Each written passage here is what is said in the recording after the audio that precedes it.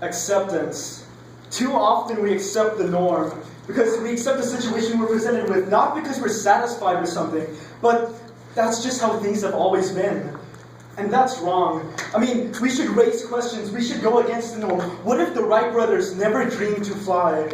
Or what if nobody ever thought about making a blanket with sleeves? We'd be stuck just wearing the blankets, not being able to do anything. We need fresh ideas to wake us up, to open our eyes to a more efficient lifestyle. And today, I ask you to throw away your idea of a normal food eating routine. I ask you to ignore the social norms of the fork and the knife and realize that the moment of the future is happening right now. I like to quote a former president who said, "We have a way to save money through streamlining that does not require us to deprive our children of food. Instead of cutting food in our schools, we're going to cut cutlery. And here's how, with a spork." Now, I've been eating with sporks for many years, and I never knew they were called sporks, but that's what they are. And the spork is a symbol of my administration. As it's a cross between a spoon and a fork, there's no more false choice, no more left fork or right spoon, but we're going down the middle road of the future. It's not an ideological choice, but it's a big new idea. And this, ladies and gentlemen, is the spork. The man who spoke these words was none other than former President Bill Clinton. Maybe now you're a little bit more convinced that I'm not raving about some crazy idea like one of those music prophets with the cardboard signs, but this is actually something legit.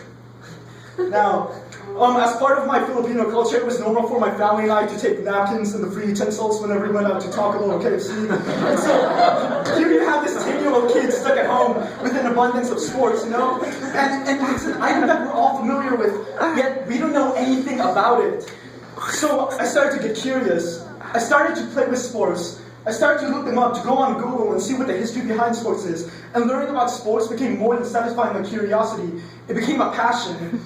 And I saw this common process of eating food that's become so automatic that nobody ever thinks about. I saw it in a different light.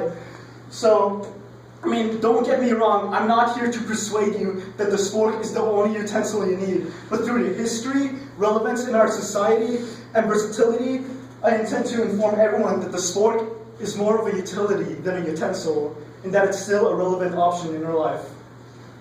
So in order to learn the significance of something, we have to learn its history. So let's start off with that. The original patent of the spork was actually a cutting spoon, or what I like to call a knife spoon or a noon. And it's under the period of 1907 and 1912, which I like to call the proto-spork period. Because even though people had the idea of the spork in their head, they didn't really know how to execute it. A knife and a spoon, as soon as you put a bladed spoon in your mouth, you're going to cut yourself. So it's kind of stupid, but at the same time, it's the foundation for a great idea. Now, like a pencil with an eraser on the end, the spork is what inventors like to call a joint tool, or two inventions combined. And in the 1960s, that's when the spork really had its big boom in the restaurant era. You see, spork's so versatile, you can use it for clam chowder bread bowls, blueberry pies, orange chicken, mashed potatoes, bonchon chicken, and of course, macaroni and cheese. And even the shape of the spork is what's so insane about it. It has the best of both worlds. You have the prongs of a fork to allow you to grip your food, but at the same time you have the bowl of a spoon in order to get the essence and the real flavor of the food. So if the spork is so great, why is it that it's not as common as the fork and the knife?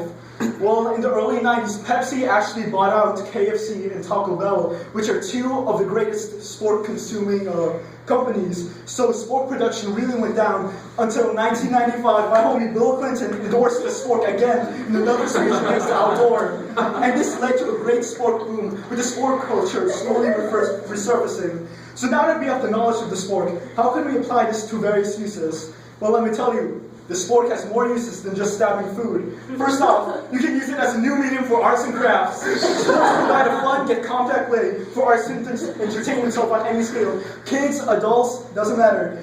They also have this popsicle stick factor, where the spork can build upon itself, so you can sculpt things with it. You're not limited by the spork, you're only limited by your imagination. Now with the spork, something that's obvious, we can use it to eat. Now what's the first thing our parents tell us when we're growing up? Safety first. With prisons, sporks are too flimsy to be shaved down into shivs, prison knives. And the Vienna Commercial Institute Center in Illinois states that switching from regular cutlery to sporks saved them $6,000 quarterly, or $25,000 a year.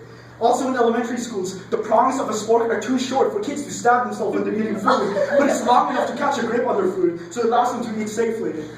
Now, with the recent debate that just passed, sporks are very politically correct. There's no single predetermined use, so it allows that sense of freedom that liberals really want. At the same time, it's very consistent with what it does, and allows Republicans the security that they need. As for people that are handicapped, sporks are extremely useful. Roald Dahl, author of Charlie and the Chocolate Factory, or The Twits, or James and the Giant Peach, reports in his autobiography how his father invented the Nork, or a spork with a serrated edge like a knife, and it allowed him to eat food after losing his arm.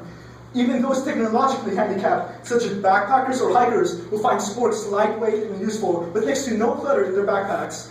Now that we understand where the spork has come from and what it does, why should we use the spork? Well, the spork is already relevant to us, whether we know it or not.